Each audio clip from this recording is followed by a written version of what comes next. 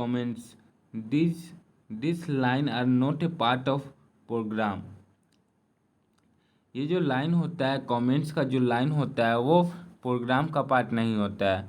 अब ये कमेंट्स होते क्या हैं? जैसे कि मान लीजिए कि किसी प्रोग्राम या किसी प्रोजेक्ट पे हम अभी काम कर रहे हैं और उसी प्रोजेक्ट को और 5 साल बाद हम ओपन करेंगे, तो उसमें जो कोई ऐसी लाइन होंगी जो कि हमें पता नहीं रहेगा या फिर कोई दूसरे प्रोग्रामर ने उस कोड को लिखा है, तो उस जगह पे कमेंट्स लाइन का यूज़ करते हैं बताने के लिए कि ये लाइन यहाँ पे क्यों लिखा गया है।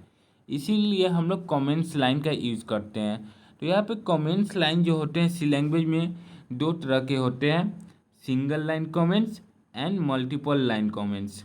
सिंगल लाइन कमेंट्स का हम लोग डबल स्लैश से करते हैं और मल्टीपल लाइन कमेंट्स का यूज हम लोग स्लैश एस्ट्रिक्स के साथ लिखते हैं और बीच में हम लोग टेक्स्ट लिखते हैं कुछ भी, और उसके बाद फिर लास्ट में हम लोग फिर से एस्ट्रिक्स स्लैश का यूज करते हैं, जिसका यूज हम लोग मल्टीपल्स लाइन के लिए करते हैं।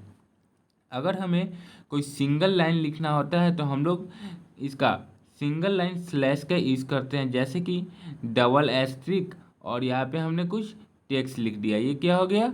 सिंगल लाइन कमेंट्स हो गया। उसके बाद अगर हम लोग डबल मल्टीपल लाइन का यूज करते हैं, जैसे कि ये मैंने एक लाइन लिखा और फिर इसके नीचे से कुछ लिख दिया, फिर यहाँ पे नीचे लिख दे, तो यहाँ पे हम स्लैश एस्ट्रिक का यूज करेंगे और फिर यहाँ पे एस्ट्रिक और स्लैश का यूज करेंगे। इसलिए हम लोग इसे हम मल्टीपल लाइन कमेंट्स कहेंगे और इसे हम सिंगल लाइन कमेंट्स कहेंगे। इसे हम लोग सिंगल लाइन कमेंट्स कहेंगे। इसके बाद हमारा आता है फॉर्मेट स्पेसिफायर। फॉर्मेट स्पेसिफायर क्या होता है? तो यहाँ पे format specifier define the type of data printed on standard output. Format specifier का यूज़ हम लोग करते हैं डाटा को डिफाइन करने के लिए और आउटपुट में हम जो प्रिंट करवाना चाहते हैं उसे प्रिंट करवाने के लिए। जैसे कि फॉर्मेट स्पेसिफायर की हमें ज़रूरत क्यों पड़ती है? तो इसकी ज़रूरत पड़ती है हमें printing format output bit printf. इसे का यूज़ हम लोग प्रिंटफ में जो हम लोग कोई भी स्टेटमेंट लिखते हैं उसे कंसोल पे प्रिंट करवाने के लिए यूज़ करते हैं, या फिर इनपुट को आउटपुट देने के लिए स्कैनफ का यूज़ करते हैं। अब यहाँ पे हम देखेंगे कि फॉर्मेट स्पेसिफायर कितने प्रकार के होते हैं। जैसे कि हमारा हो जाएगा %d। %d एक इंटीजर और डेसिमल वैल्यू के लिए यूज किया जाता है। %c कैरेक्टर के लिए यूज करते हैं हम लोग। %s से हम लोग स्ट्रिंग का यूज करते हैं, जैसे कि हमें कोई एक पार्टिकुलर लाइन प्रिंट करवाना हो उसके लिए हम लोग स्ट्रिंग का यूज करते हैं। फ्लोट का यूज %f का हम लोग फ्लोटिंग पॉइंट के लिए करते हैं, जैसे कि दशमलव के बाद कोई वैल्यू के लिए, जैसे कि यहाँ पे मैं 1 पॉइंट और यहाँ पे मैं 1.23 कर दूँ, तो ऐसे वैल्यू के लिए हम लोग फ्लोट का यूज करते हैं। यहाँ पे हेक्साडेसिमल हो जाएगा, इसके बारे में हम आगे पढ़ेंगे। ऑक्टल के लिए %o, लॉन्ग इंटीजर के लिए %l, फिर से डबल के लिए %lf, और यहाँ पे हम लोग %l कैपिटल LF का करते हैं यूज यहाँ पे हम लोग लॉन्ग डबल के लिए। उसके बाद हम देखेंगे कि %d और %i का यूज करते हैं। तो हम लोग %d और %i का यूज हम लोग करते हैं प्रिंटिंग एंड डेसिमल इंटीजर के लिए। एग्जाम्पल में जैसे कि printf, %d/n का यूज मैंने आप लोग को बताया था कि पिछले वीडियो में कि न्यू लाइन के लिए करते हैं।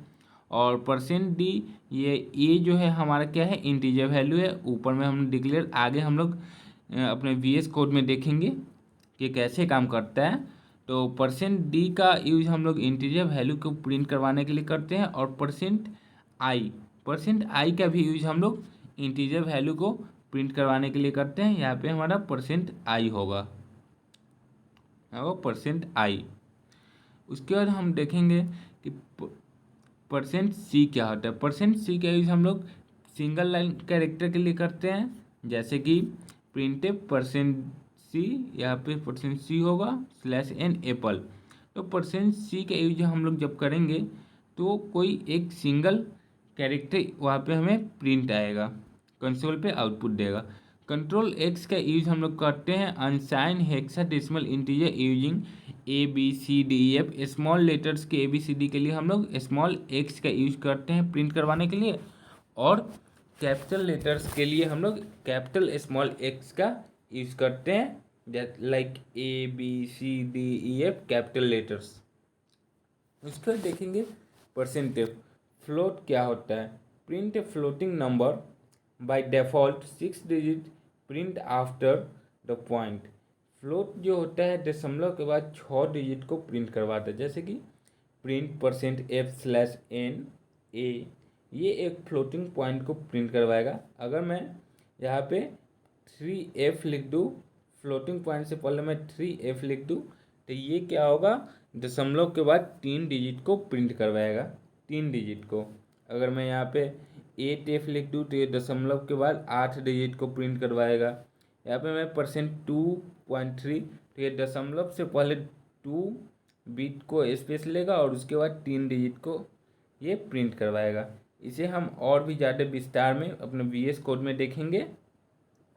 तो चलिए चलते हैं अब अपने VS कोड के अंदर और देखेंगे वहाँ पे कैसे काम करता है।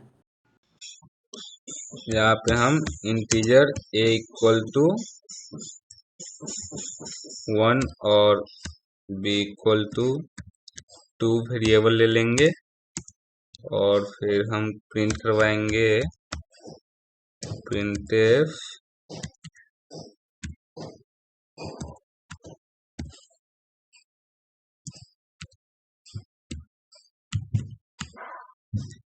%d/n/n,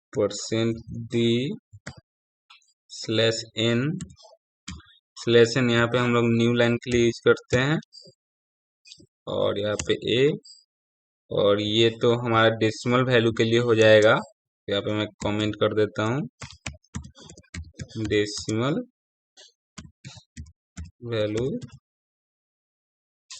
और फिर मैं यहाँ पे कंट्रोल D से न्यू लाइन लूंगा और यहाँ पे मैं %d के जगह पे i कर दूंगा इंटीजर वैल्यू। ये दोनों का %d और %i, ये दोनों का यूज हम लोग डेसिमल वैल्यू को प्रिंट करवाने के लिए करते हैं। चलिए अब इसे हम प्रिंट करवा के देखते हैं। तो यहाँ पे हमारा 1 और 2 ये दोनों ही इंटीजर वैल्यू प्रिंट हो गया है। और अब हम लोग यहाँ पे कैरेक्टर का यूज करेंगे %c का यूज हम लोग कैरेक्टर के लिए करते हैं। तो यहाँ पे मैं x =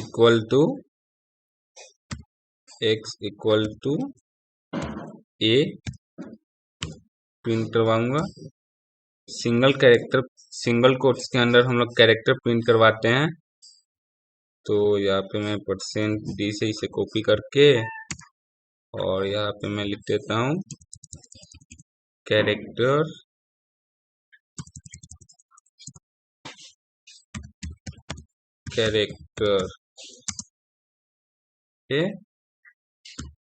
प्रिंट कैरेक्टर। इसके लिए हमें यहाँ पे %c करना पड़ेगा और यहाँ पे हम लिखेंगे x, क्योंकि मैंने x इंटीजर वैल्यू में a को डिक्लेयर किया है, इसलिए तो इसे मैं कमेंट कर देता हूँ ताकि ये प्रिंट ना हो पाए। और अब इसे हम प्रिंट करेंगे। तो यहाँ पे देखिए हमारा a प्रिंट हो गया है, जो कि हमने x में डिक्लेयर किया था कैरेक्टर वैल्यू के लिए। तो फिर इसके बाद हमारा आएगा, अब हम देखते हैं स्ट्रिंग का यूज हम लोग करते हैं किसी भी एक पार्टिकुलर सेंटेंस को प्रिंट करवाने के लिए। तो अब मैं स्ट्रिंग लिख दे रहा हूँ, प्रिंट स्ट्रिंग।